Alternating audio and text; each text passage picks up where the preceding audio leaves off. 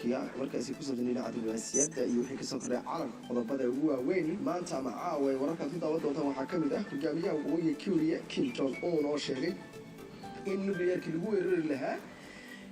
uu yaallo miiskiisa islamarkaana uu goor kasta keebka farta saari karo uu duqeyn karo guud ahaan dalweynaha Maraykanka cagajulayntii ugu weyneed oo Maraykanka kasoo wajahday waqooyiga Korea China oo sheegay inuu smuujin doono sanadka 2018 ra-iisul wasaaraha Turkiga oo shir u qabtay saraakiisha ugu tababarka fiican dalka Turkiga islamarkaana sanadka 2018 oo asteeyeen inuu noqdo baalidi sanadka la soo saari doono ciidamada ugu casrisan caalamka ee Turkiga kuwaasoo lasoo bandhigi doono dhowaan qodobadaas iyo kuwo kale ayaad ku daawan kale iyo barnaamijkeena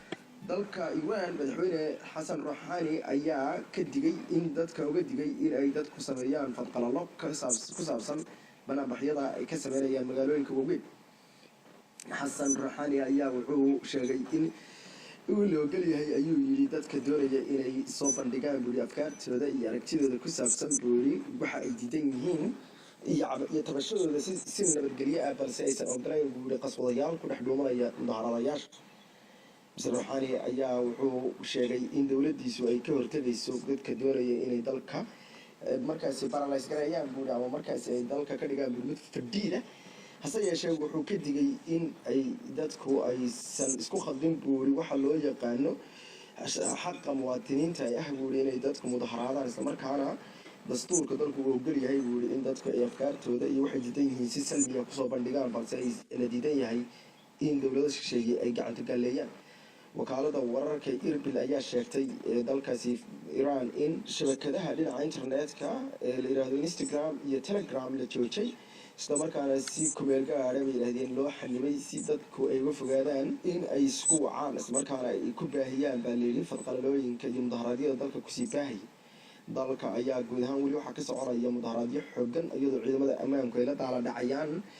in ay wajahaan kacdoon kale oo markaasi lamida baa ama ka darankii 2009kii ee loo oran jiray green movement ama dhaqdhaqaaqi cagaarka waxaa la sheegay in dadka haatan ay dirir xoogan ay dhexmarayso booliiska iyagoo dadku doonaya in wax laga bedelo dhaqaalaha dalka oo baabacay iyo sixir barar baahsan oo dalka ka jira Xasan Rouhani oo ka jawaabayay hadalkii Twitter-ka uu ku soo qoray madaxweyne Donald Trump Maraykanka ayaa sheegay in uu wax laga yaqaan tahay in Trump uu iska dhigayo mid nasiix u ah buuli dadka reer Iran oo uu bilo ka hor ku tilmaamay dad argagixis ah oo aysan ahayn ama aan mudnay inay Maraykanka yimaadaan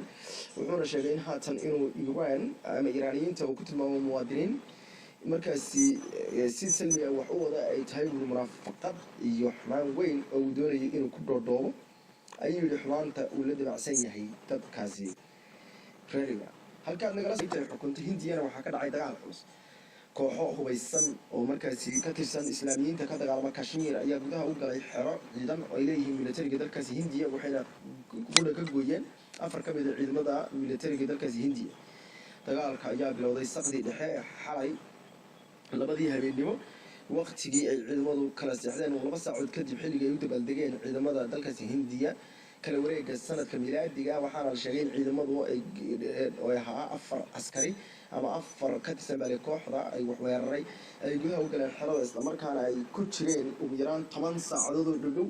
taasoo la arkay rasaas xooggan oo ka dhalatay xerada iyagoo dilay 4 ka mid ah isla markaana qarax weyn oo ka dhashay irida laga soo galo waxaana la sheegay in afarta markaas xubnood ama 4 dagaalyahan ay soo jeedeen baa la yiri xerada hore ee ciidanka police-ka iyagoo soo dhaafay markaasi deegaanka la yiraahdo Lethbor oo ah lig ay leeyihiin ciidamada booliiska isla markaana u soo gudbiyay qaybta militariga sida uu sheegay Rajiv Yadev oo ah taliyaha afayeenka ciidanka booliiska ee gobolkaas Rajiv ayaa wuxuu sheegay in dagaalyahanadu ay haayeen guri kuwa argagixisay isla markaana ay haayeen 4 xubnood kuwaasoo ku hubaysnaa hub casri ah oo markaasi si xooggan ugu dagaalamayay balse wuxuu sheegay inay ogaan kari waayeen sida ay u galeen buuri xerada ka kooban 160 hektar ee markaasi ku taala degmada la yiraahdo Pulwana ee deegaanka ay ka taliso Kashmirta ay ka taliso ku yaala dalkaasi Hindiya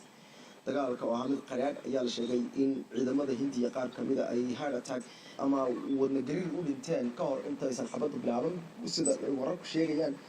waxaana la sheegay in wadna gariirku ka dhashay mid ka mid ah dadka dagaalyahanada oo isku qarxiyey ridda taasoo la sheegay inuu hub ama kiimka culus uu isku qarxiyey islamarkaana dhulka oo dhan uu gariiray rajeed gadeef oo sheegay inuu u jiray ilaa 3 kilomitir ayaa sheegay in dhismayaasha qaar dumeen marka uu ninkaasi isqarxiyey islamarkaana dhibaato xooggan halkaasi ka dhalatay